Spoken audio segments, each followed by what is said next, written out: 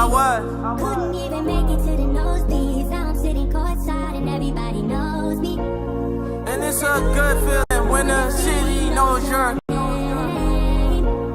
Oh, it's a good feeling, knowing just how far we came. When you buy your mama house, that's when you a real.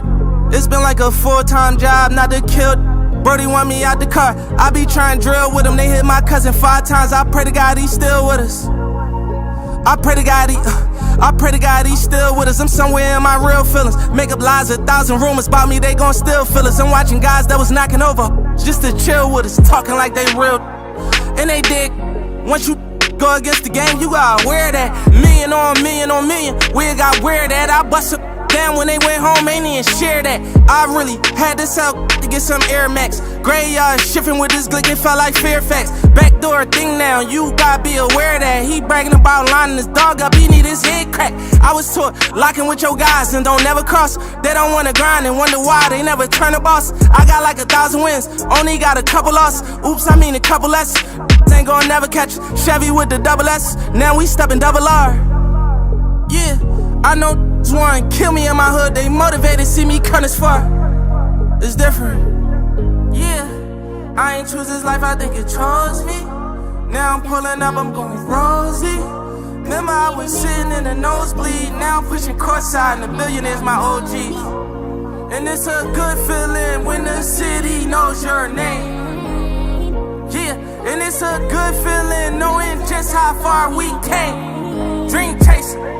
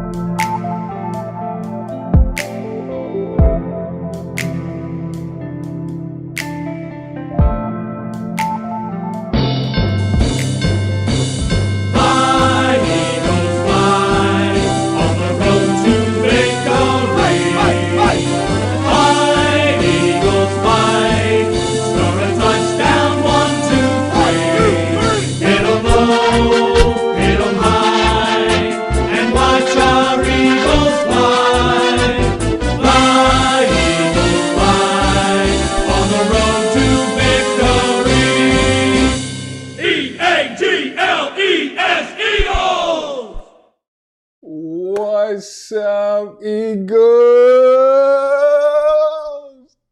Nation? Oh man, can we just thank God? Can we just thank God for keeping us, man? Can we thank God for bringing us all back healthy, coming back to the channel, man? This is the only thing I gotta say right now. Ball is back. Ladies and gentlemen, ball is back, man. I'm Pablo Gary. You guys are now locked into God Family in Philly. I am your #1 Eagles fan from Maryland, and I'm extremely excited to be back. Listen, if this is your first time on my live stream, I really appreciate you. Yes, this is real. I'm real. This is no AI. We are. You know what time it is, man. Listen, I'm so excited. Let me calm down. I'm excited. I miss you guys, man. I miss talking to you guys. I can't wait. Let me see who's in the chat, man. Yeah, my man, CJ Hickman. Listen, what's up, bro? Good to see you, man. Hope all is well. My guys in the chat, day one. Appreciate you. He says that boy been working. Absolutely, man. It was a really good break, man. CJ, I hope you and your family are doing well as well. Had a really good break.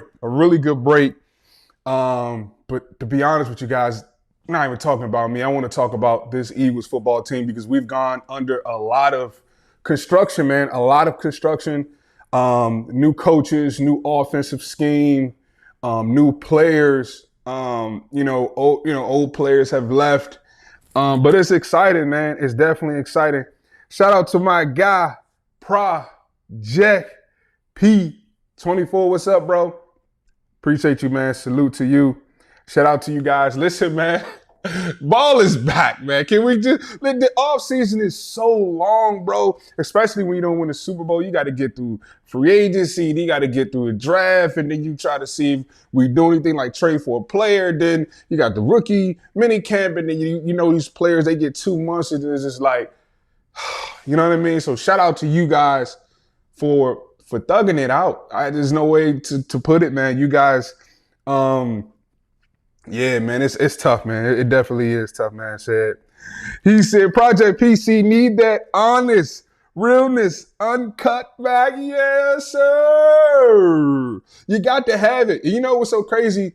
I was talking to my wife and I was like, man, I just, I don't want to take a break. But sometimes when you are real and you are uncut and you're unfiltered, sometimes you have to cut yourself off so that the people can get that synthetic fakeness out there, that content, so they can appreciate a little bit.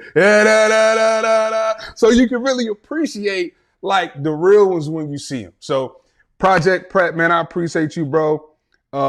Yeah, so I'm just excited about this team. So let's get into some talk. Can we talk about LeBron James joining the Philadelphia 76ers and what that means not only to the Sixers, but to the Philadelphia Eagles? Now, I'm not going to sit here and act like I'm this huge LeBron James fan because I'm not. That's just the honest truth. I'm an MJ guy. I'm 23 and 45, but what I can appreciate about LeBron James is the legacy that he brings, the leadership that he brings, and how he shifts the culture in terms of mindset. Now, think about this now. This is to be one of the few times we talk about A.J. Brown, but I just have to go back to when he was here and he had his touchdown celebration in the Super Bowl, and he did the LeBron James celebration.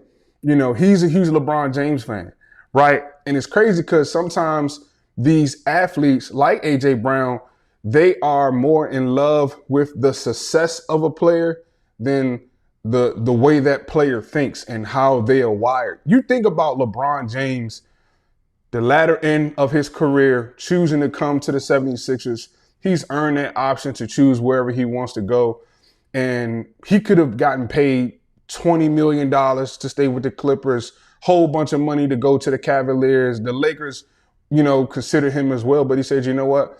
I want to join a great city with great fans, and then also join other superstars. You got Joel Embiid, when healthy, is the greatest big man right today. You got Tyrese Maxey. You got VJ Edgecombe. You got Jaylen Brown, right? You know what I mean? And you're saying, you know what? I want to go and play with those guys. It takes a very special kind of leader like LeBron James to say, you know what? As a superstar, I want to go to Philly and I want to sacrifice. And that's something that A.J. Brown, that one year we won a Super Bowl, he said, okay, I'll sacrifice this year, but moving forward, it needs to be about me. So I just think LeBron James coming to Philadelphia, it really spills over from the 76ers locker room all the way over to Lincoln Financial Field in that locker room. And honestly, if you're Jalen Hurts, if you're Jalen Carter and those guys and those young players, and you know that LeBron James is up there watching you in the skybox, it's like, bro, like I got to put on. You know what I mean? So for me, I'm excited. I'm excited that LeBron James is with the 76ers because I think that mentality is definitely going to spill over to the Eagles. And we're finally getting back to this idea where superstars can come to Philadelphia, sacrifice for the greater good of the team. And so that's why I appreciate LeBron James going to the 76ers. Now, talking about the Philadelphia Eagles, I don't know if we could have had a better offseason, considering losing superstar wide receiver, trying to replace him, losing your offensive coordinator, trying to replace that, implementing a brand new system. To me, I just don't know, man. I think it was a great offseason. I just don't know as a fan how you look at it and say, we could have did this, we could have did that. So for me, there was a lot that we got done. And then obviously starting with this guy right here, Philadelphia Eagles signing Jalen Carter to, what is it? It's essentially a 6-year, $152 million deal, can get all the way up to $160 million guaranteed, $40 million due at signing. And so to me, man, this is, you had to do this, right? Jalen Carter, we all know, was a huge risk for the Philadelphia Eagles, but he paid it off, right? He came to Philly and he said, you know what? I am going to win a championship. And that's exactly what he did. You got to reward him. You know what I mean? Were there some concerns on the football field? And I wouldn't even say concerns. I would just say growing pains, because any 23, 24-year-old player that has a little bit of money in their pocket, is on TV every Sunday, they're going to go through that process, man. He's young. And so I get it, the Dak Prescott spit. But when you think about his background and what everybody said was going to happen with him and how it was a crazy decision for the Eagles to trade up and get him in the top 10 and just all of that to where he is today. I see a young man who's maturing. I see a young man who's turning into his own and coming into his own, who has leadership around him. When Howie Roseman and Jeff Lurie sat at that table, they said, you know what? We got this in place. We got Nakobe Dean. We got Jordan Davis. We got Nolan Smith. We think we could bring this kid here and help him get to that place. This is how you do it. The Philadelphia Eagles, we're always setting trends. And I guarantee you, if there's a player in the draft that has had a background kind of like Jalen Carter coming out of the draft, teams are, because of what the Eagles did with Jalen Carter, it's a copycat league. Teams are going to look at the Eagles and say, you know what? Yeah, let's take a look at taking that player. If the Philadelphia Eagles can get Jalen Carter to a second contract and, Jalen Carter could win a Super Bowl. I mean, Super Bowl champion. Super Bowl champion. When you say that you're going to do something and then you actually come to Philly and you actually do it, you actually be a man of your word, it's kind of hard to not put respect on Jalen Carter's name. So you can look at the negatives and this and that and maybe a little rough around the edges, but the fact of the matter is, whether he plays another down or not, he's a Super Bowl champion. He's won on a collegiate level. He's won, in the National Football League. So all he does is win. And so now the Eagles, we move forward, with these young guys, man. And Jahad Campbell is another guy that I believe, man, at 22 years old in this defense, the Philadelphia Eagles are putting all of their marbles, all of their trust in him and saying, you know what? One of the reasons why we could let Nakobe Dean go was because we have you waiting in the wings. And Jahad Campbell, man, when I watch his tape, this dude, I honestly believe is going to take a huge step in year 2.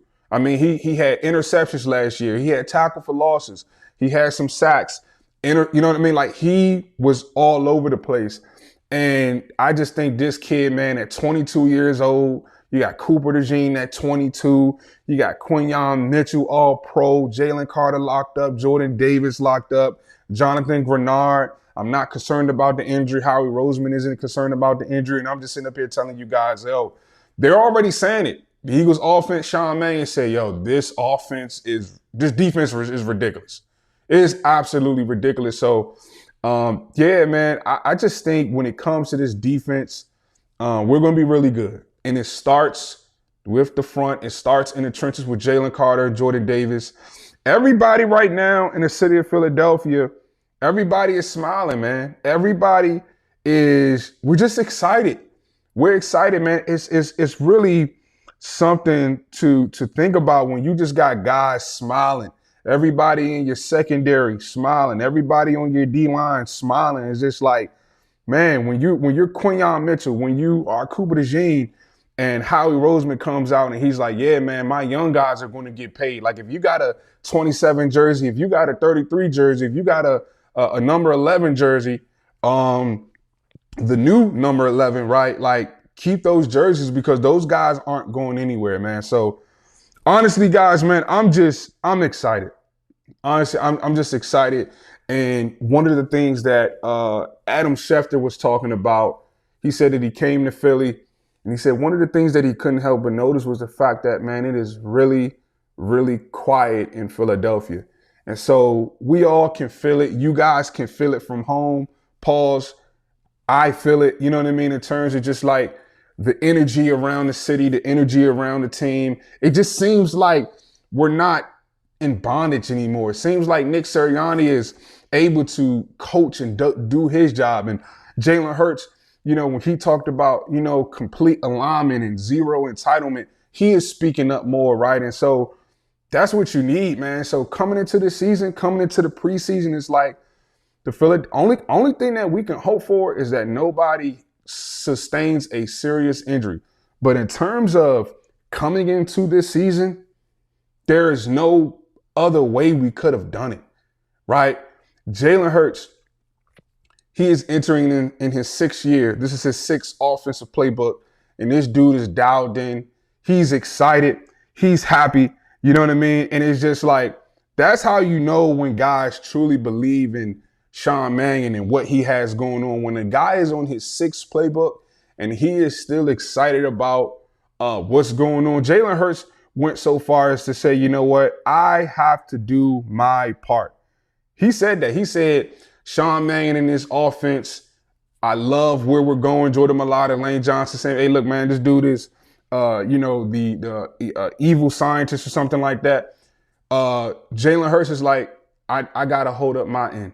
I got to do my job. If I can do my job, then I know this offense can reach its potential.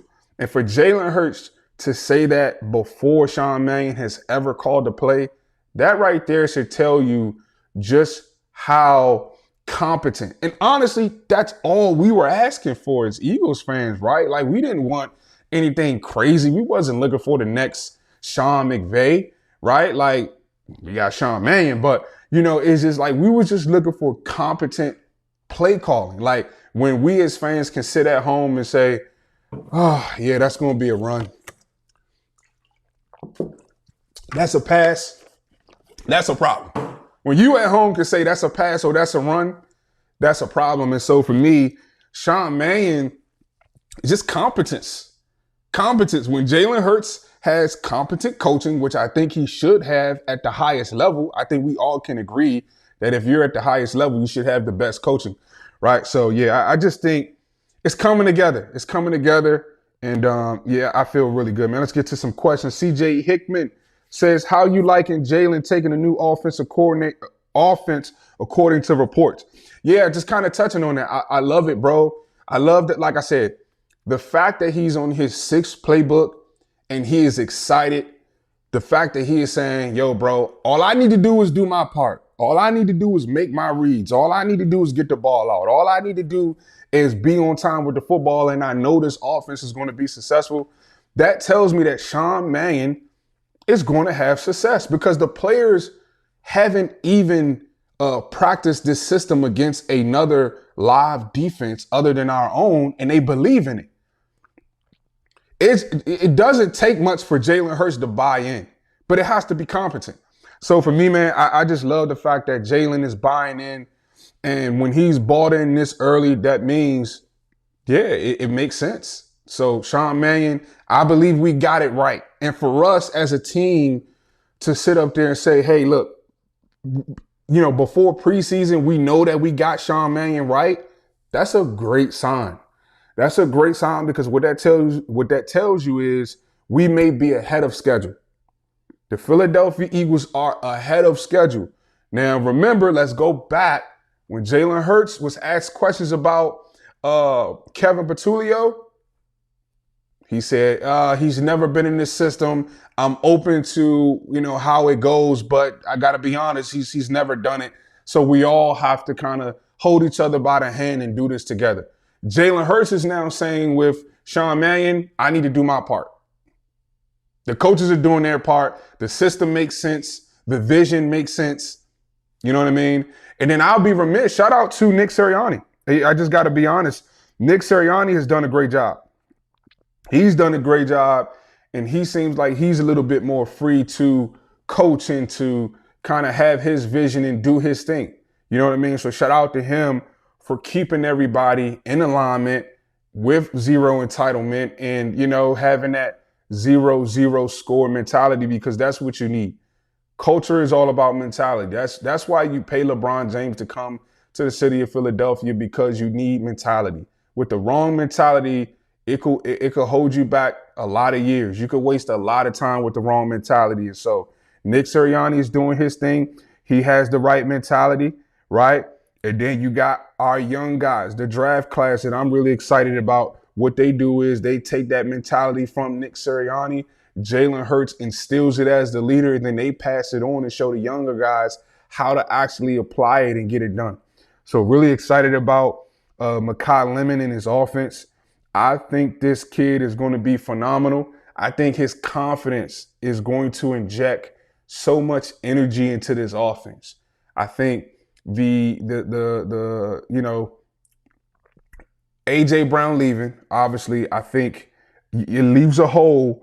But I think, man, when you talk about Wicks and you talk about the big time plays that he's making, and Saquon Barkley, this right here, I've never seen Saquon Barkley really try to build relationships with the wide receiver room like this, right? But you got young guys who are open and willing. So this is good, man. This right here is just this is what it is. You got to just take it for face value at this point. So what I want to do really quick is I want to play this video of Sean Mannion and just get into, let's start with Jalen Hurts. Let's start with Jalen Hurts and hear about his offseason and then go from there. Then we got another video of Sean Mannion to really dive into the offense. So let's start with this Jalen Hurts video. How you guys doing? It's good to be back. Feel like it was a good summer, a really good summer. I've been able to spend time with the guys and really build towards everything that we've transitioned to. Everybody's, very hungry and excited to go to work, and we're really focused on that. I'd say one of my main points coming in, especially talking to my teammates and getting a sense of where we are throughout the summer and where we're going, is just the importance of discipline and unity. And I can't emphasize enough how important it is to carry and protect the intimacy of this team and what we do, because it takes all of us. And we know that there are challenges that come throughout a year. We're not looking forward. We're really just focusing on where we are right now and taking advantage of this training camp. And so to come out here and, have the conditioning test and have a first day, be out here to, get it in, it's a good start, good foundation, and we just want to continue to progress forward, take it one day at a time. As always, real quick comment, Project P24 says, I'm thankful the defense is top 3. That should put tremendous pressure. That should take pressure off the offense, which means most of the league should be easy money. Absolutely, bro, 100%. One thing right here, Jalen Hurts said, unity. I love the fact that he talked about the intimacy of the team. Basically, what he's saying is we going to have some issues. We don't need nobody going to the media, all right? We don't need nobody airing our stuff out.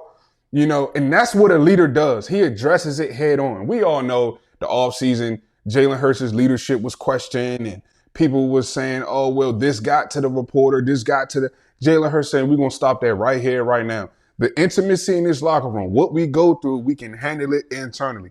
This right here is dope. Yeah. What's up, Jameer Adams? Appreciate you, Brody. Welcome back to the channel.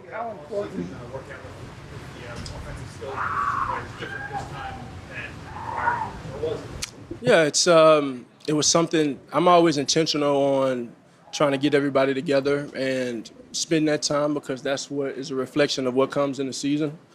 We were able to get some of the younger guys together 2 years ago prior to the 2024 season. And then there are moments when I have guys individually and I'll spend time with them that way, wherever we are. But I think it was really good to have everybody all in on it going into this offseason and have everybody, expressing and showing that hunger to build and kind of learn each other's personalities a bit so we can, go out there and thrive on the field. So I was definitely excited about that, and I think it'll pay forward. The work will show. Going back to what you mentioned in your statement, your opening statement about the importance of being close and being together, was that more of a point of emphasis when you got everybody together? Well, I think that's something that honestly it starts from Coach Sirianni and his message in his first words in yesterday's team meeting was about being together and being aligned. And when I was taking notes of it, I just thought about 100% alignment and zero entitlement. And so as a team, that's what everybody's pushing. I talked to Saquon, and he's talking about just us being disciplined and us going out there and fighting for one another and executing. So, that's a bigger picture standpoint, and I think Coach Sirianni is starting with him, obviously. That's what he's great at. That's the biggest thing that I've learned, and the biggest mistake that I made last season was not understanding the value of Nick Sirianni's vision and how that pertains to the players and how they latch onto that and make that their kind of a mindset, right? So that's where Nick Sirianni is great. May not be the best play caller, may not, can't offer anything on defense, but what he can do in a world full of distractions, which is crazy, he can dial in and get you focused. He can get you focused. If you're not focused on something, you'll never complete it. So the focusedness, is focusedness even a word? But the focus starts with Nick Sirianni. It ends with him. And I'm just thinking about everything that transpired this offseason. We eliminated distractions. Sometimes you got to chop that fat off. You know what I mean? Sometimes you got to chop it off, man, until you get lean, until you get right. And it certainly sounds like the Philadelphia Eagles are right where we want to be. But we just want to take it a day at a time and being able to onboard everything we're doing and continue to deposit daily. Devontae said earlier that it takes some time for a offensive coordinator, first-time offensive coordinator, to find a flow. You've been around a bunch of coordinators in your life. From your perspective, what goes into a coordinator finding their flow? Yeah, I think Coach is going to be just fine. He's got a lot of structure and a lot of intentionality behind what he does, and I think I'm at a point where I have to help him and be of not influence, not somewhat service, but kind of hold up my end of it as well because I've experienced it so much. So there it is. There it is. You hear what he's saying? He's saying I have to hold up my end of the bargain because Sean Mangan actually knows what he's talking about, because Sean Mangan actually knows what he's doing, because the offense actually makes sense, because the play sequencing makes sense. I have to do my part. Now, this time last season, we wasn't here. We was at, there was a lot of confusion. It was a lot of uncertainty. There was no trust. Right here out the back before preseason, Jalen Hurts is 100% bought in and has 100% trust in his offensive coordinator, Sean Mangan. And I'm telling you guys, that is huge. Pause. I mean, that's all I've experienced. So I think realistically, there's nothing new going into this year. Knowing what you know about this offense now, what excites you about what's coming to Philadelphia? Say that again? Knowing what you know about the offense now, what excites you about it? Man, I think the number one thing is the work and the repetition and getting opportunity to get that in. And so to go. Really quick, my man, Philly 5, shout out to you, bro. He says, Jalen looks focused and loves the new offense. He's going to unlock a new character this year. Absolutely. I definitely believe that he slimmed down a bit. I think we're going to see Jalen Hurts produce more in the running game. I just think he's going to be taking off a lot this year for sure. Throughout the spring, you take it as it comes. You spend time with your teammates. You grow. You embrace every rep. You're intentional about every rep. Then you come back here and you kind of turn that process, you extend that process even more. So I'm not at the season yet. I'm taking this one day at a time here, trying to build with everybody and make sure we all on the same page. That's gonna make it go. With Makai this summer, what have you learned about him, the way he works, or anything that stood out about him as you've been around him longer? I think I think everybody has a passion here. If you're on this roster, you got a passion for the game. The number one thing with Makai, I see his heart and I see his hunger, and it's a different place to have been in the league when someone's like Makai has been in high school.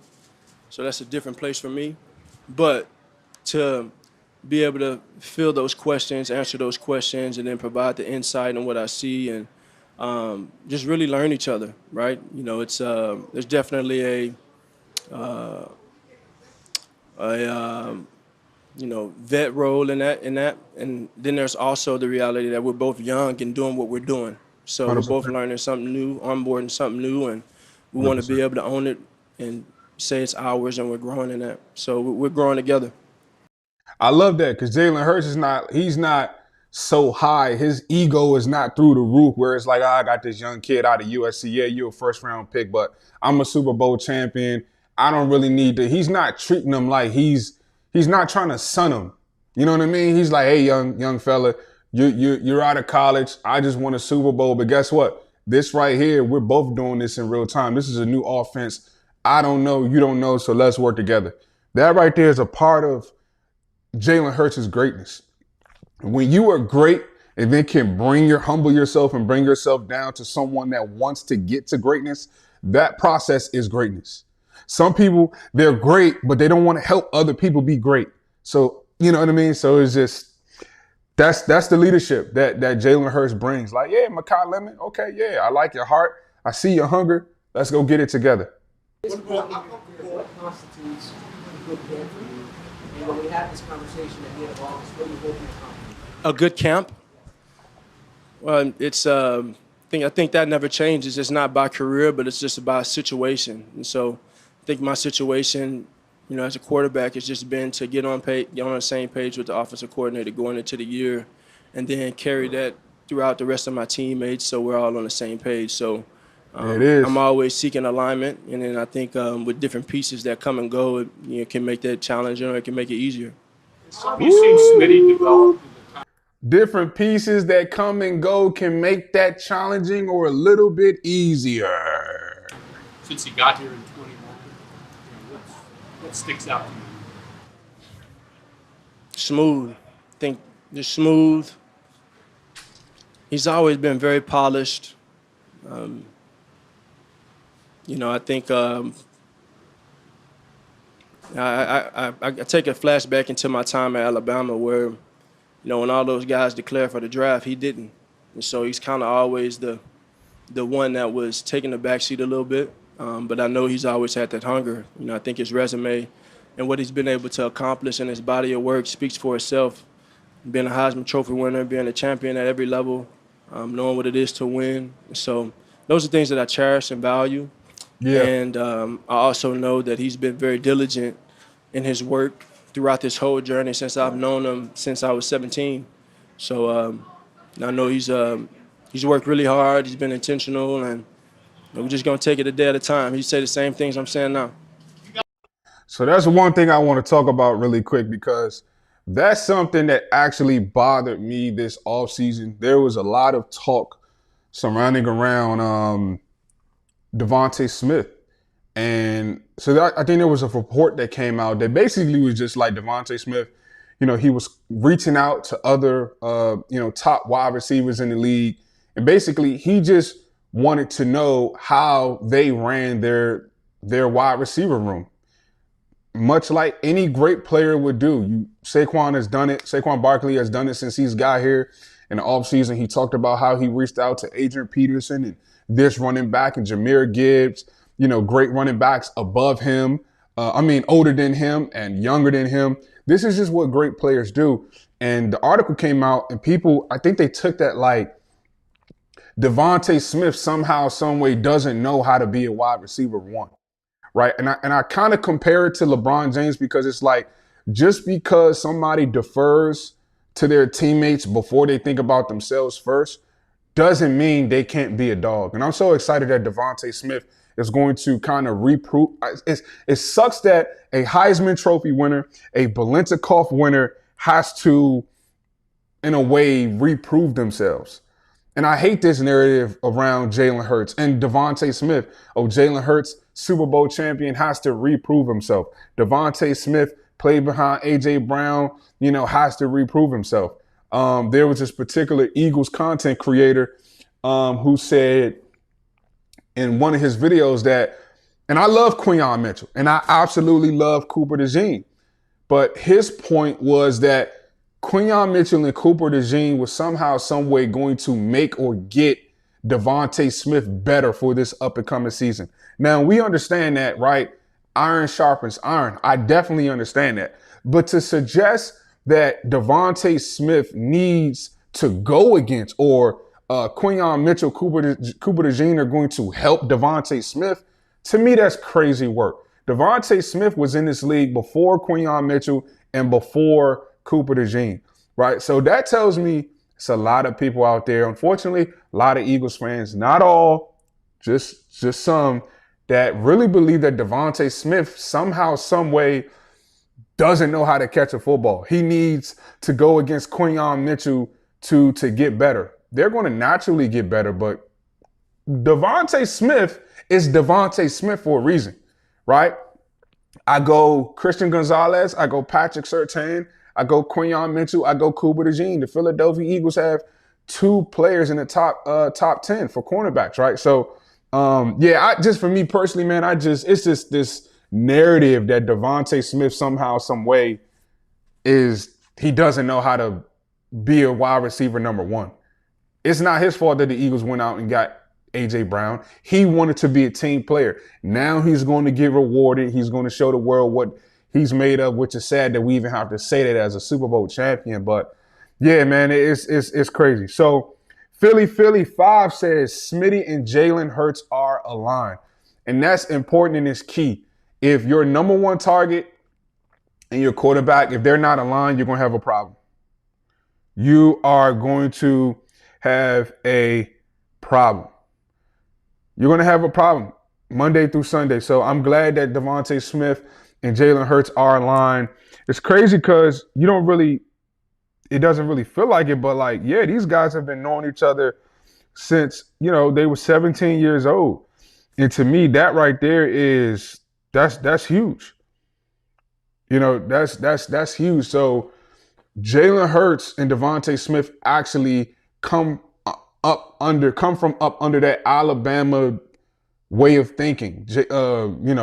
A.J. Brown came from that Mississippi, Ole Miss kind of do your own thing. DK Metcalf, Elijah Moore type of, you're the guy.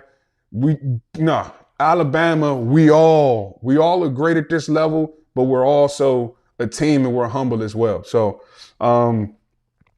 yeah, man. So I want to talk to you guys really quick about what else, man. Make sure you guys like and share, man, if this content is something that you guys appreciate, man. I know it's been a long off season, but we are finally back. Ball is back, man. Appreciate it, all you guys. All 18 of you got 10 likes. Appreciate you guys for letting me know that you're rocking with the content, man. This is God, family, and Philly, man. I appreciate you guys. And this is a live stream, the first live stream of the season, man. So I'm really excited. If you guys have any questions, put it in the chat. Also, if you want to join the live stream, you also can do that, man. I will put the link in here so you guys can join. If you just want to talk about the birds, man, it's something that you got on your heart, man, I'm going to put it here for you guys. Appreciate the likes, man. Appreciate you guys getting the likes up. That right there is the link. All you got to do is click on the link. You could do it from your phone if you're behind the computer, wherever you are. Just make sure your sound is decent, man. But you guys know this channel is just not about me. It's about you guys putting your input, you guys getting on the channel, man, and actually talking ball. Ball is back, guys. We're here. We have football this week, man. What's this? The first? Got NfFL game in 5 days. we have the Eagles playing August, what we play, 15th or the 16th, Baltimore Ravens. I actually may try to go to that game. That'll be dope as well, man. So I'm just excited, man. I'm excited. So let's get into Sean Mannion. Got to talk about Sean Mannion and get into his press conference because I thought it's very important for us to see and hear the vision behind this offense because listen, you need your offense to go. We cannot have our offense finish bottom 20 like it did last year. Just can't have it, man, at all. So, yeah, that's just something. What's up, my man Julian? What's up, bro? Give me one. This Ishmael. What's up, Ish? Give me 1 second. There we go. It says, if you had one thing to say or to add, will it be defense or offense? My personal opinion is defense. It's a great question, Ish. That's a really great question. I'm gonna be honest. I would say defense. I still feel like we could use a veteran safety. I like Cooper DeJean at safety. That's huge. I like Andrew Makuba, but he's coming off of injury. Cooper DeJean, I'm not sure if that's a full-time role. I know in nickel packages, he's going to come down and be a nickel. Let me be honest with you guys, not to go all the way back to the draft, but man, I really wanted the Eagles to get McNeil Warren. If the Eagles was able to draft McNeil Warren and then somehow, some way get Eli Stowers. Now, I love the Eli Stowers pick. I just feel like Eli McWarren, he just kept falling and falling and falling. I'm just like, man, take a chance. Like, you got Quinyon Mitchell from Toledo. Like, that's to me, if you whatever concerns you have, look at the Jalen Carter project, right? Like Jordan Davis, Jalen Carter, Quinyon Mitchell, McNeil Warren. So I don't know why the Eagles didn't want to take a chance on him, but to me, it would be defense. I honestly feel like with Sean Mannion, this offense is almost like just overly stacked. I mean, Hollywood Brown, Datavion Wicks, Devontae Smith, Mekhi Lemon, Dallas Goedert, Eli Stowers, Jalen Hurts, Saquon Barkley, Tank Big. As a unit, this offense is, I don't think people really understand like how loaded. This is a loaded offense. A loaded offense with a competent coach like Sean Mannion, who's going to put Hollywood Brown in motion, who's going to put Mekhi Lemon in motion. When you got linebackers just trying to figure out, wait a minute, am I trying to tackle Saquon Barkley? Do I got Mekhi Lemon coming on the jet? Do I got Hollywood Brown on the out? Like, he said it.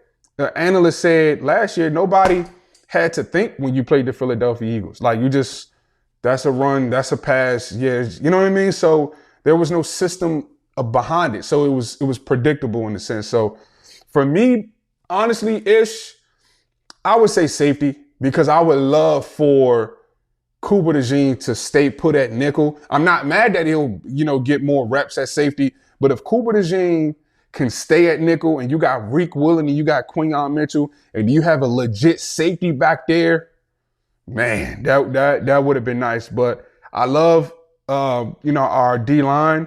I think that's going to be nasty. Jonathan Grenard, Nolan Smith Jr., who's put on a lot of pounds. He's got bigger. We'll see what happens with Brandon Graham, BG, Jordan Davis, Jalen Carter. Like, it's going to be Jahad Campbell. I love that he switched to number 11. Yeah, so for me, I would say defense. I would say defense for sure. I think offense, people are not giving the offense the credit that it deserves. Now, you put this same offense in Kevin Patulio's hand, maybe I'll probably go offense. But yeah, that's just me. Appreciate the question, bro. So let's look into Sean Mannion, see what he has to say. Well, how are you? Sorry. Sean, what you playing or? Now, before we get into this, just pay attention to how you feel and just how calm you're going to feel because you know he knows what he's talking about. You know it's competent. You know that there's a system. You know that he's going to put guys in position. When you listen to Kevin Patulio, you didn't feel this way. Where do you stand on Jalen Hurts as like a runner in the design? Yeah, that's a great question. He's very uniquely talented in terms of that athletic ability. It's something he's been effective with throughout his career. That's part of what makes him such a special talent. But he does a lot of things well. I think he's really operated through all facets of the offense comfortably. But the piece of him as an athlete in the running game is something unique that those are elements we can lean into a little bit as well. Can I just follow up with the group? Obviously, being under center a lot would restrict having those at least +1 type of zone read and RPO. Does that restrict him from doing that as much, or we've seen before? I guess Malik Willis being an example of that. Is there room for him to have that facet of the offense? Yeah, I think there's definitely room for both. There's room for both, and I think a lot of it is just dependent on week by week or situationally. There's a lot of different things that come up throughout the game. From one week to the next, things you're seeing from the defense. So I think to have all those different elements in your back pocket, I think there's room for many different things. The two that you mentioned certainly, can both live together in some form or fashion. What do you look for in these early days? You've thrown so much new stuff at everybody. What do you look for to kind of get a sense of where they are and how they're progressing?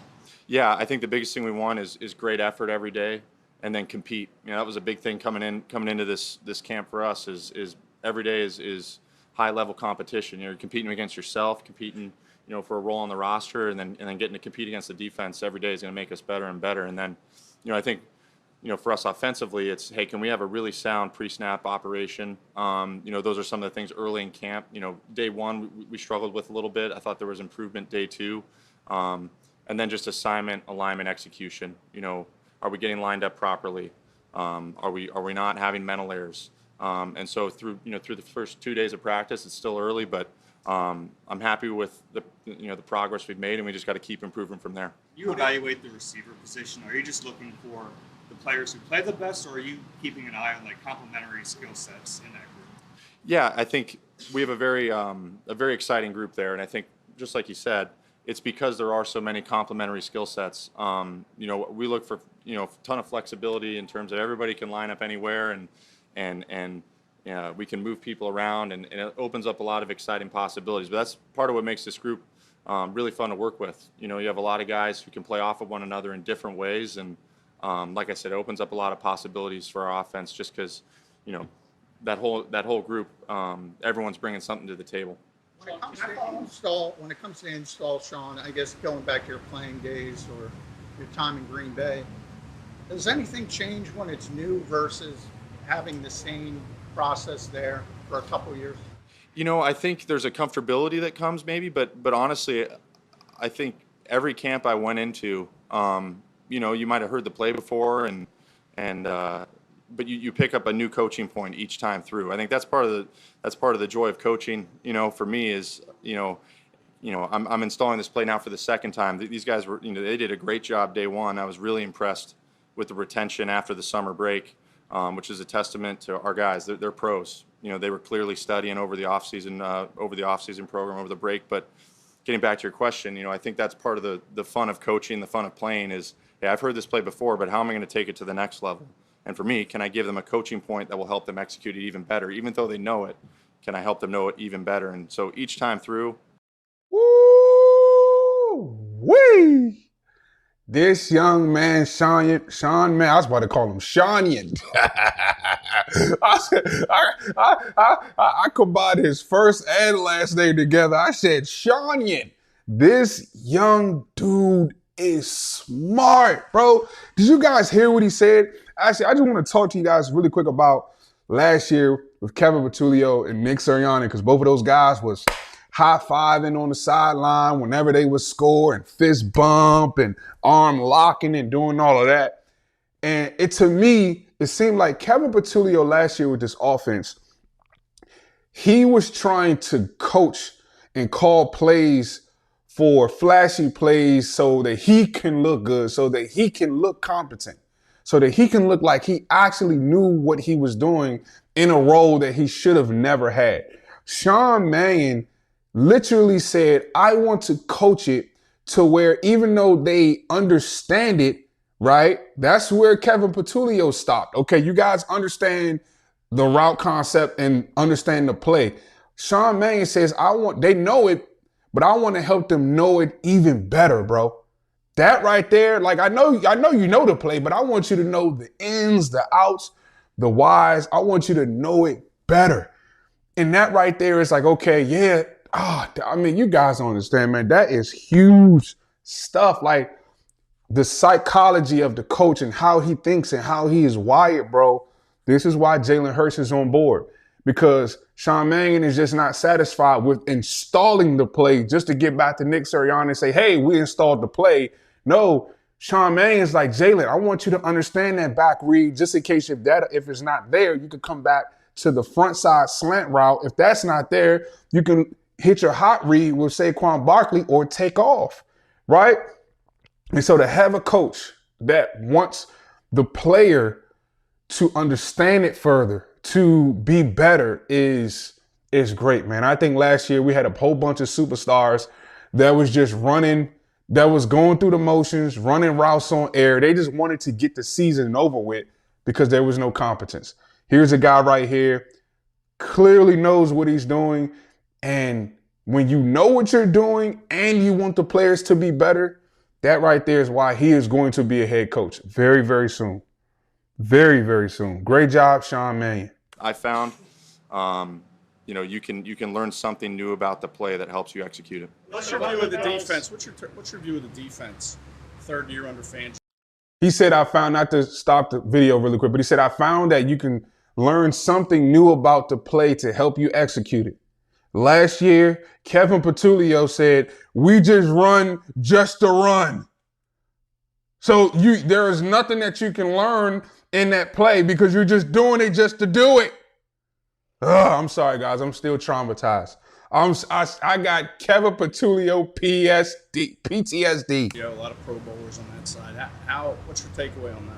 Yeah, I mean it's a tremendous group. I mean, Coach Fangio, he's as good as it gets in this league and has been for a long time.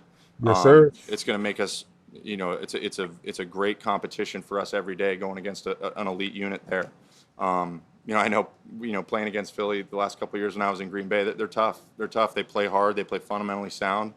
There's a lot of great players over there, and it's an awesome challenge for us every day to go against them, and it'll only make us better. A lot of guys on offense have been here for several years in Nick's system and everything like that.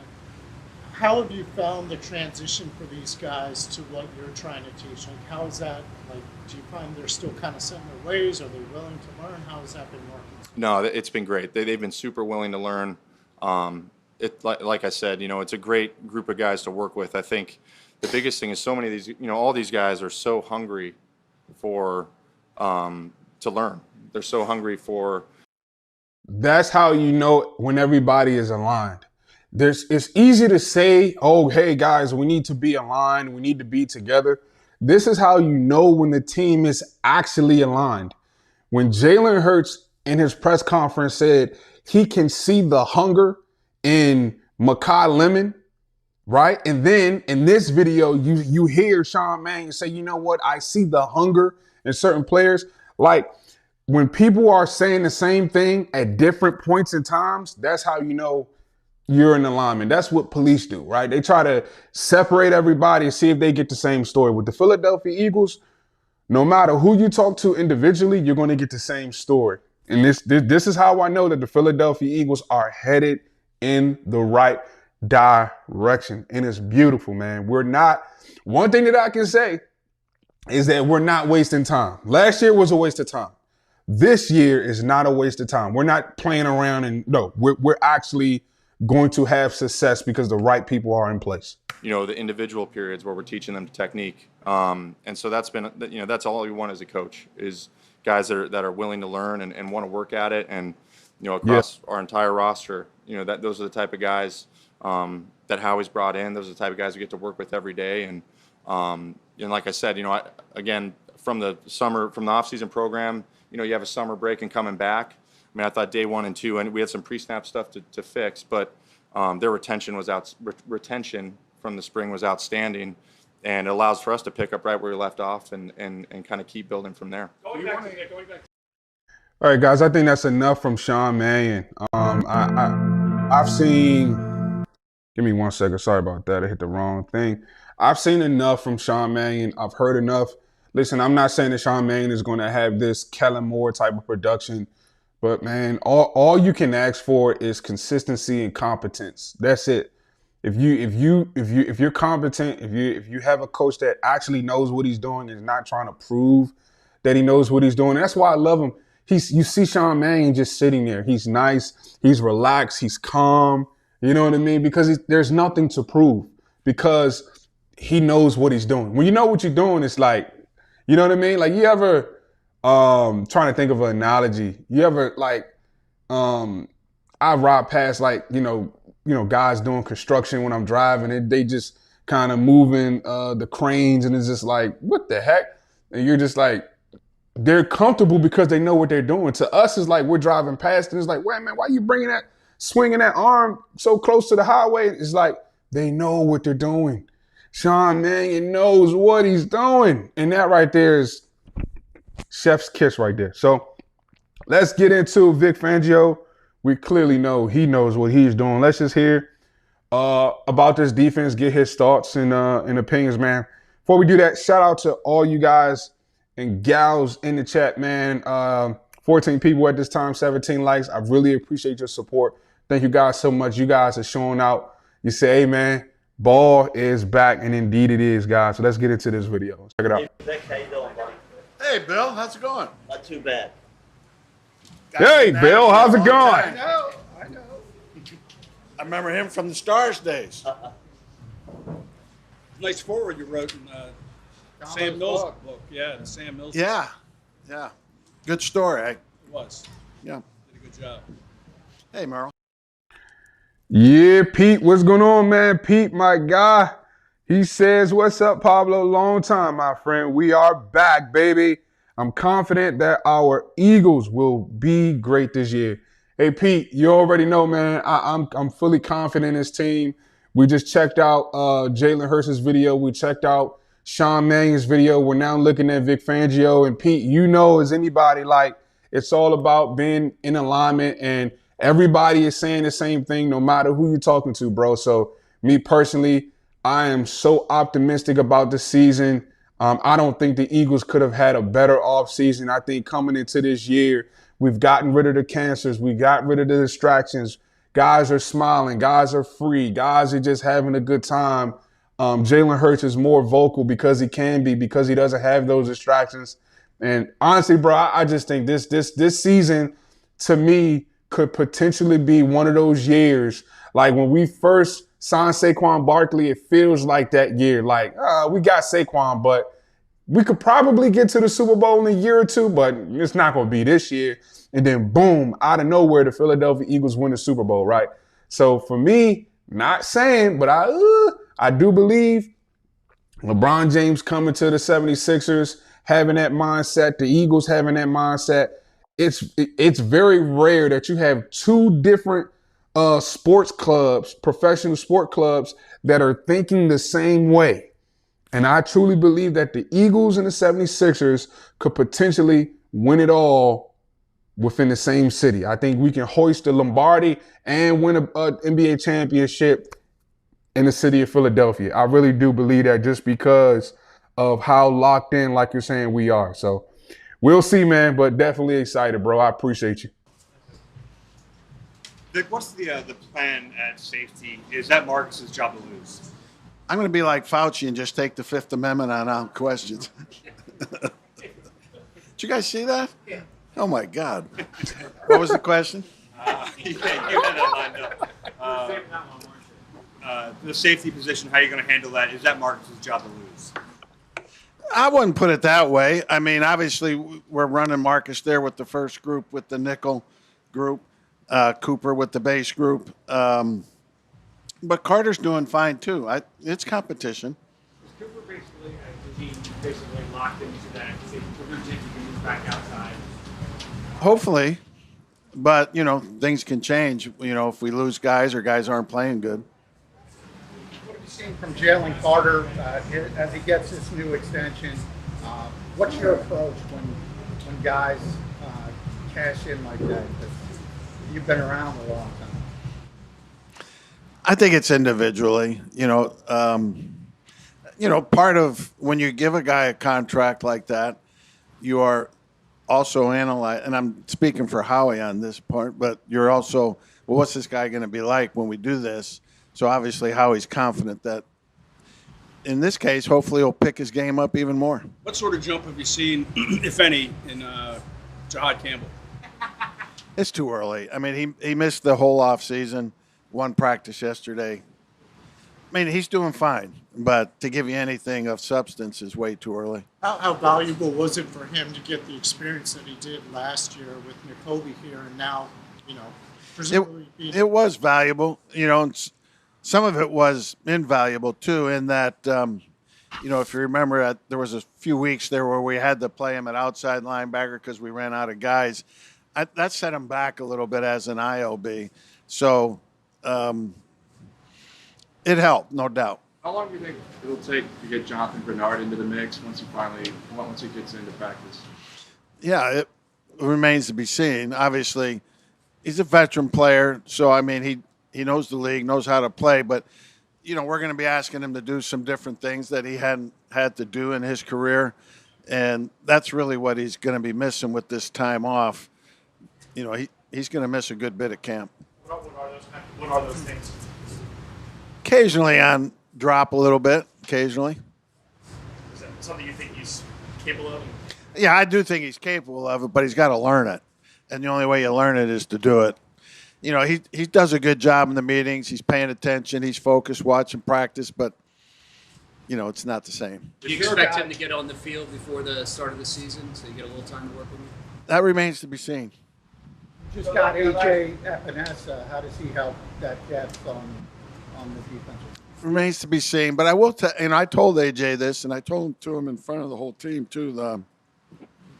For a guy that's being asked to do a few things that he's never done before, I thought he did a nice job yesterday with it. It was very encouraging. Nick, are you looking for a big year from Jalen Hunt? He seemed on the verge last year of really becoming an exceptional player. Yeah, I am looking for that. He's very capable of it. What have you seen from Quinyon in year 3? Just Quinyon being Quinyon. He's yes, sir. He's got a great work ethic, demeanor. Yep. And it's just picked up yesterday where he left off last year. Is there a benefit for your defense seeing a different style offense in this camp? Yeah, it is.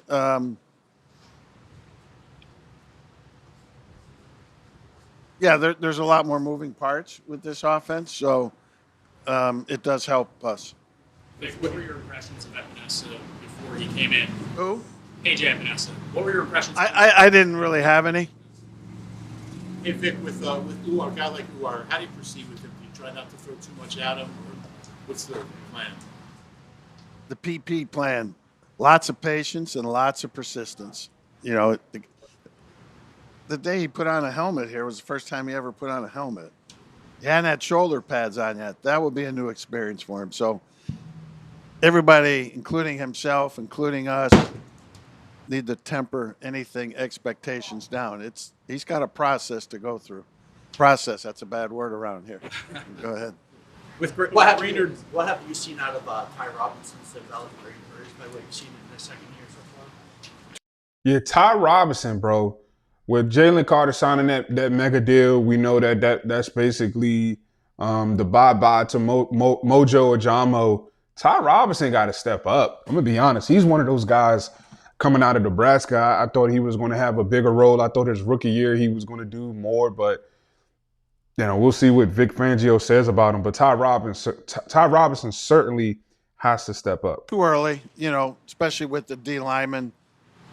Off season, we don't have pads on. We're not going to have pads on here for another few days. Too early. With Brainerd down, as you have BG on speed dial, is there any conversations of maybe trying to get him back in here? I don't know. You guys had Howie up here yesterday. You should have asked him that. I did.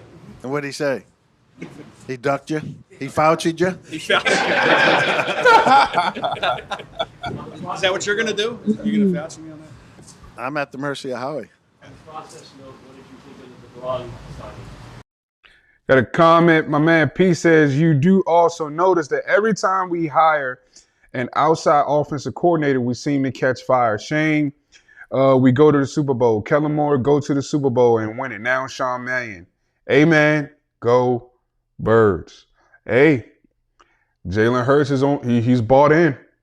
Jalen Hurts said, man, all I need to do is do my job. If I do my job, I feel like we can make a push. We can make a push for sure. Obviously, the Sixers had a great sequence there because it wouldn't have happened without Brown getting here. But it still wasn't the greatest signing or acquisition in Philadelphia sports history. Who knows what it is? Jeff McClain can't answer. Moses Huh? Moses? Pete Rose. Back here. There you go. There you go. Not even close, but you know, if you were born after 1970, you wouldn't have known about it. So that includes most everybody then. Moses Malone was pretty good. I thought you were going Sixers. No, I was going all Philly sports. But you have to evolve every year, obviously. Your scheme, evolution in your scheme. I love Vic Fangio. Praise God for old OGs, man, and just great fathers and grandfathers, bro. This dude is just something about that old wise wizard that's sitting in the corner, and he just knows, man. He's been through it all, seen it all. I just love Vic Fangio. I think he is. I was really excited to find out that he said himself that he has no plans on retiring. And Landon Dickerson said that today too. I don't know if you guys caught that. Landon Dickerson said, no, I don't know where you guys got that report. I am not retiring. I don't have any plans on retiring. I think when you have a competent coach like Sean Mannion, you start to reconsider things. Sean Mannion is so good, he got cats reconsidering retirement. Every year, kind of a big picture question, but what have you seen from offenses when you analyze in this offseason what became something that was more trendy this past year that you have to kind of adapt to? I don't think it's so much this past year. It's kind of been a few-year evolution. The motion, all the various motions is kind of the new fad. And I wouldn't say new. It's been a few years. Last year, the only motion that the Philadelphia Eagles had was this offense going through the motion. Now we actually have motion. And it's kind of expanding itself. That to me is part of the new. That's the newness. Back in the 90s, late 90s, it was empty formations. Those are still here. All the various motions.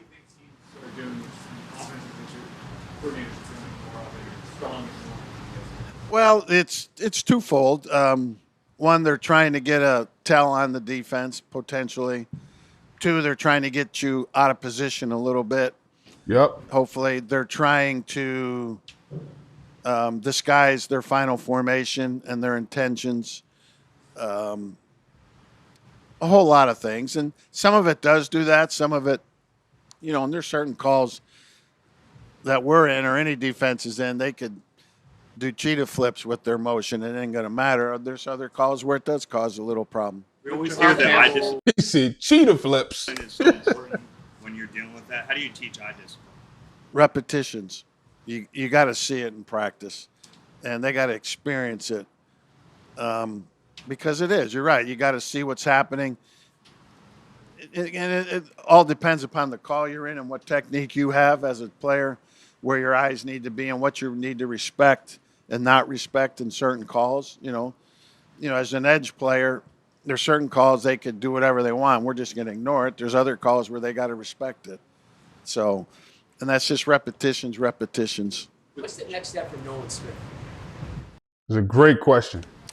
Just stay healthy. Nolan's year last year was I'm telling you, CJ, that dude, man, he has caused so many divorces. Kevin Petulio single-handedly has broken houses, man. He has broken homes. He has broken families because of his stupidity. Happy because he had some injuries to deal with. You know, he missed 6 or 7 weeks last year. But I'm very confident. I thought both him and Jalix had great days yesterday. With Jahad Campbell, how much more can he handle in this game in year 2? You know, that remains to be seen. Again, it's been choppy, but we're confident he can do it. How about Zach Bond, I guess? Pretty much. How about Zach Bond? He may end up there on occasion, but as a full-time player, yes. With Zach Bond, I guess, how much more can he handle this year compared to last year, especially, as you build continuity with the system? How much more can Zach Bond handle? Come on. To me, that's a stupid question. And to me, it's disrespectful because he's done enough. Zach Bond coming from edge with the Saints to playing backer in Philadelphia. Thank God for Vic Fangio, who had the foresight to see, hey, man, this guy could play a different role. What more do you want from the guy? What more do you want from the bald eagle? All right, sometimes you just got to appreciate a guy coming in and being an all-pro consistent linebacker for you for the last 2 seasons. I'm sorry, I hate this question. Oh, he can do whatever we want him to do. He had the experience the first half of last year of being the main signal caller when Nakobe was out. So he'll be that now this year full time. Whatever you ask Zach to do, if he's not good at it right now, he'll fight through to get good at it. What are you seeing from Moro Ojomo? Yeah, I like him. How he needs to save some money for him too. Trot got some. Vic Fangio, dead serious. Look at his face. He's dead serious. Listen, I like Mojo Ajamo, but I get it. Vic Fangio said you can save some money for Mojo, but if he leaves, our rotation is going to be, you know what I mean? But we gotta figure out the white vanilla gorilla. We need you, bruh. You gotta develop. We need you, Ty. Come on, bruh. We come on, man. We need you to step up. Because that rotational defensive tackle role is imperative. I like Uar Bernard, but patience and persistence. He's not ready yet. He is a practice squad player at best. Get him around the game of football and we'll see and go from there. First team reps at linebacker yesterday, is that something you want to see or is that just a natural rotation? We'll mix and match it all the time. I think it's very important in training camp that you're not always working with the same guy next to you.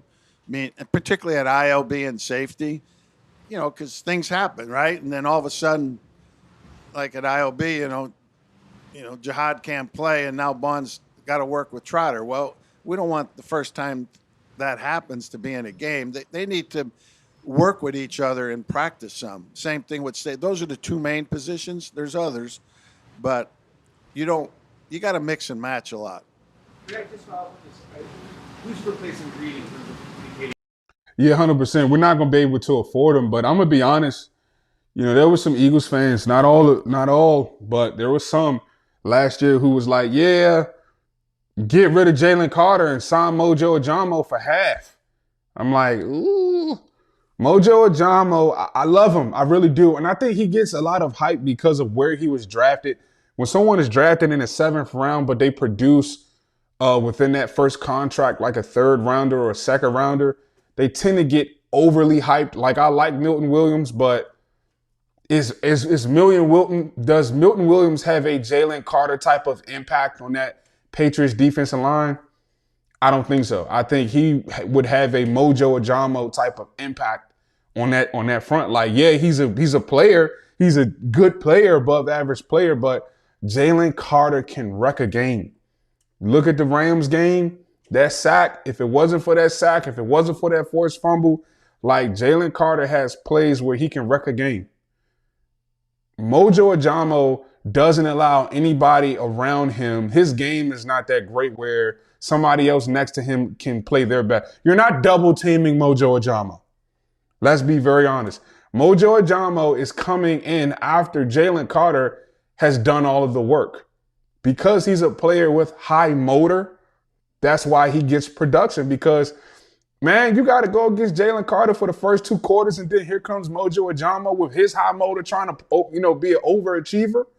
You know what I mean? And that's not to take anything away from Mojo. I'm just saying there was conversations that there were Eagles fans legit putting Mojo Ajamo and Jalen Carter in the same boat. Oh, well, look at the stats. Mojo Ajamo had better stats.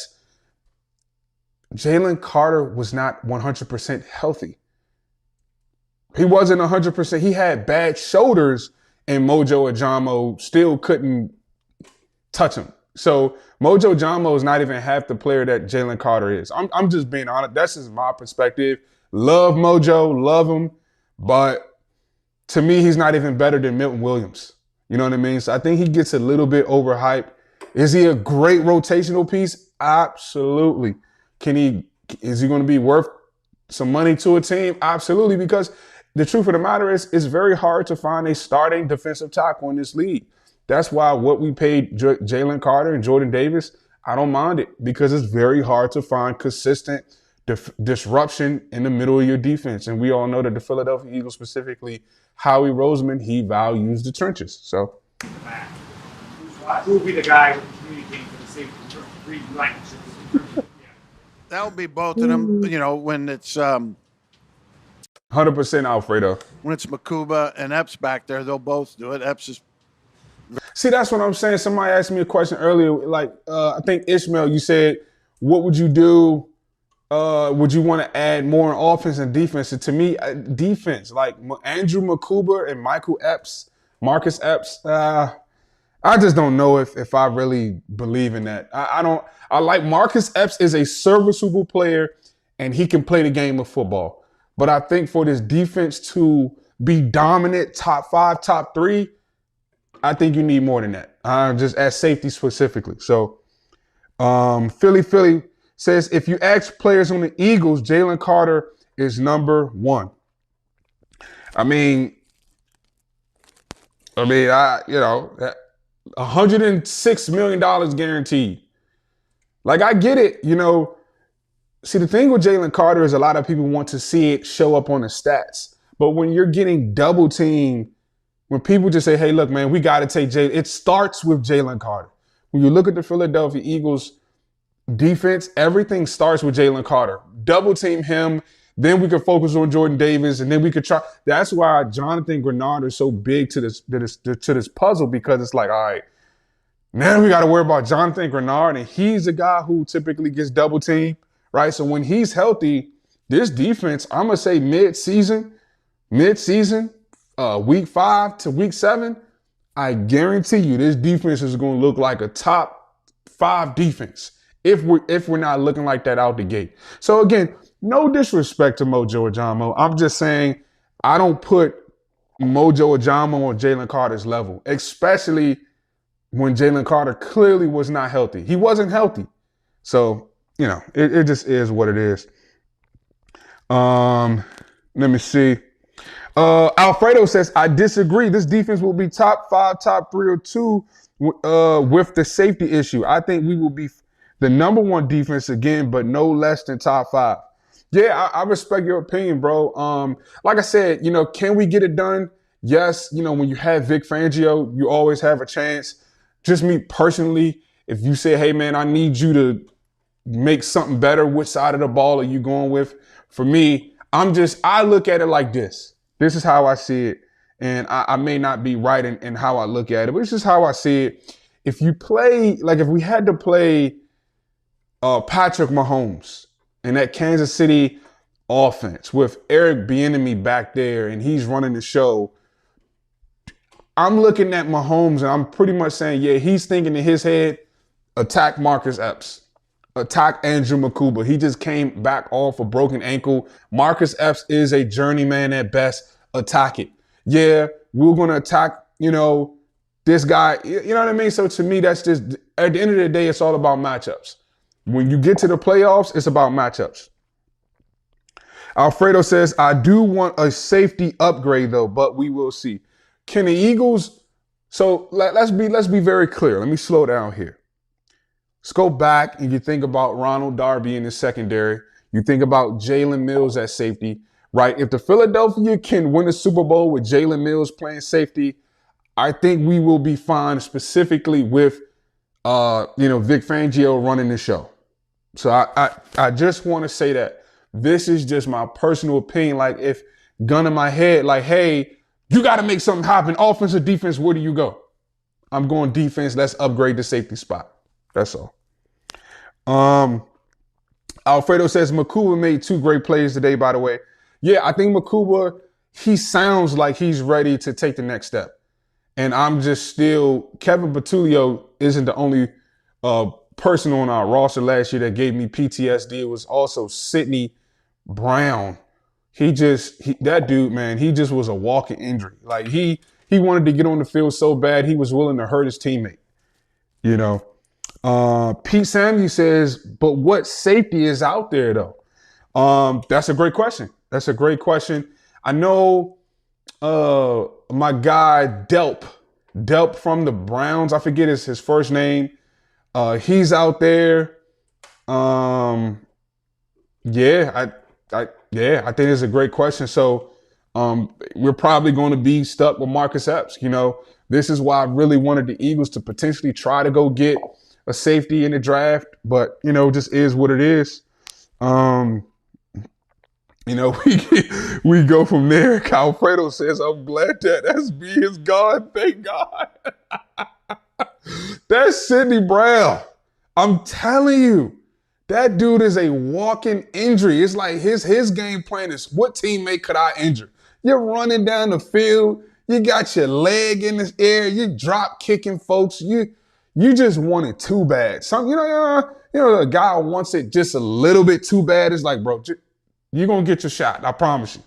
Right? So, Sidney Brown, you could tell Andrew Makuba was like, yeah, it was an unfortunate injury. Yeah, you know what I mean? You could just tell he felt some kind of way and he was frustrated with his former teammate. But Sidney Brown gets the promotion over there with the Atlanta Falcons, and another injury distraction with that guy. So, yeah, man. First and foremost, man, I just want to thank you guys so much for joining the live stream today, man. We got 14 people in here, 19 likes.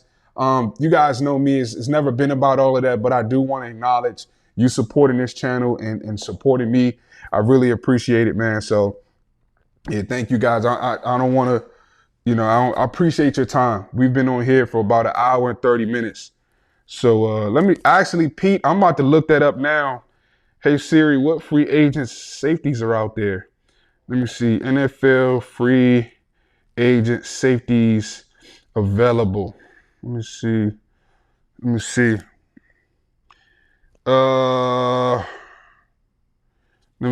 List of free agent safeties. The Eagles may have to trade for somebody, man. We may have to trade for somebody.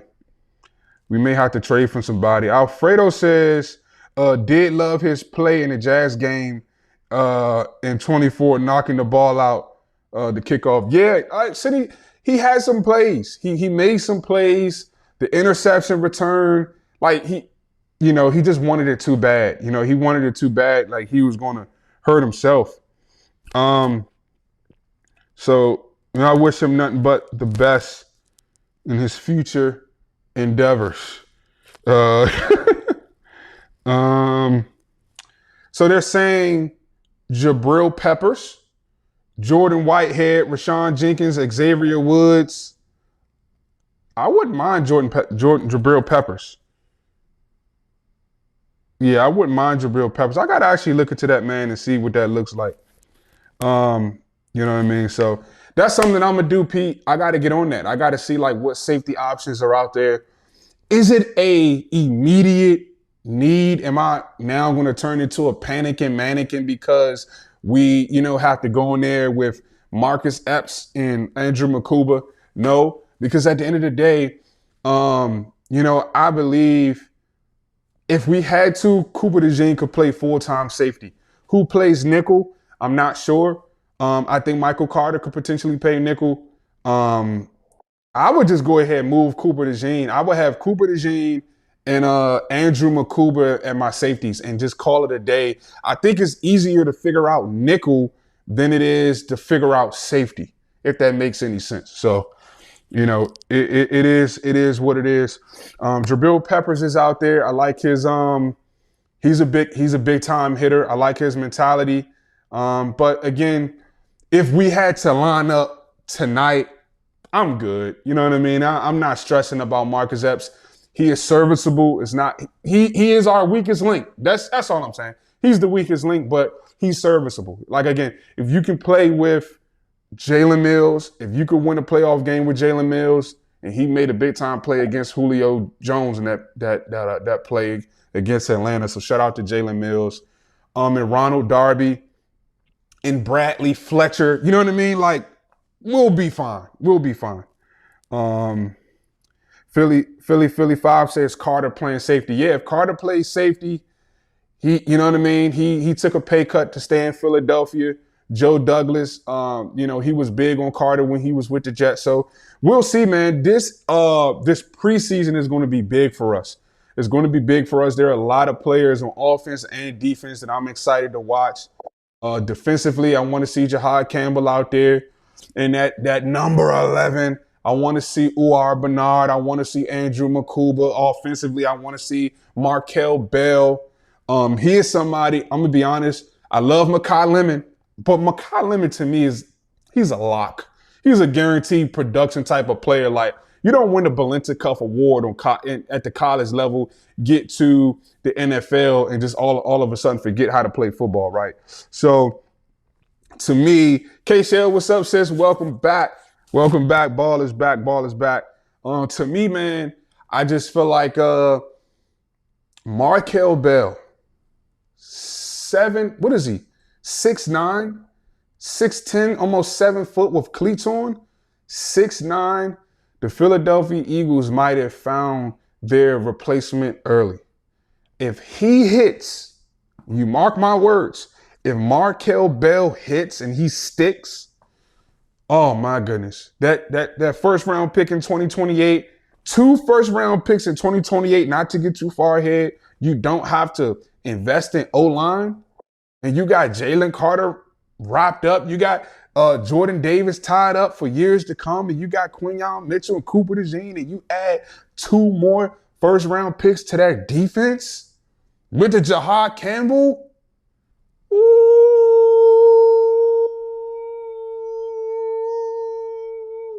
Wee! Do you hear what I'm talking about? Man, I don't know, man. This is good stuff. Philly 5 says, I watch a lot of Top Billing and he approves this message. Shout out to Top Billing, man. Definitely does great work. Pete says starters need to play, bro. Pete, thank you so much for addressing this. Thank you so much for addressing this. Preseason, like Nick Sirianni, we're not even playing this game. This has been a conversation that we've had in Philadelphia for the last few years. Should the players start? Should they not start? Should they play? Should they not play? The Philadelphia Eagles, and I've been saying this much like Pete and, fans like us, we've been saying we're not that great to sit on the sidelines and be so fearful. Oh, someone can get hurt. Someone can get hurt week 1. We need to play. New offensive scheme. You have got to get, if you're going to set Sean Mannion up for success and Jalen Hurts and this offense up for success, you have too many moving pieces. You got rookies, Makai Lemon, Eli Stowers, they need reps. Sean Mannion, he needs reps. At this point, it's a non-negotiable. We shouldn't even be talking about this. We have got to play in preseason. We have to. We don't have the luxury to go into week 1 thinking, oh, we're the Philadelphia Eagles. We can roll out of the bed and start, letting it rip. No. Nick Sirianni, those days are over with. We can't afford that anymore. We're not doing that anymore, Nick. And that's going to be the first decision of this season that I'm watching from Nick Sirianni in particular. As the head coach, right? We get you are the leader. You have the vision. But as the head coach of this team, you know and we know we need those reps in preseason. Don't play with us, Nick. Don't play with us now. We need those reps. We need those reps in the worst way. We cannot afford to sit on and not take those reps. We need those reps. So great point, Pete, man. I appreciate you. Exactly. This new system, it needs to be tested. We need to get in the rhythm. This is why the Eagles, week 1 to week 4, we don't do well. And Brandon Graham, as a veteran, said it all the time. Yeah, well, we treat week 1 to week 4 like what? Preseason. So you're treating regular, meaningful games that can have a direct impact on seedings in the playoffs. You're treating that like preseason? Nah, we need to eliminate and erase that mentality and get back to, we can't operate in the spirit of fear, guys. We can't be fearful. We can't say, and I'm guilty of that. Let me be first, raise my hand. I'm guilty of that. Nah, man, let Barkley, we don't break the record. No, we don't want to injure him. We don't want to get him hurt.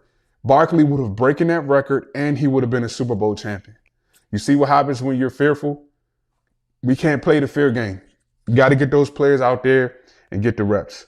So it is what it is, guys. Hey, listen, I'm going to get off now, man. Pause, but I appreciate you guys for joining me today, man. It was really exciting to do this live stream.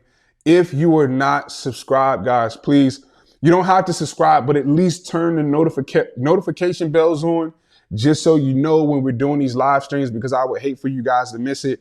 I'm going to be doing this exact same format at least 17 times throughout the season. We're going to have guests on the show.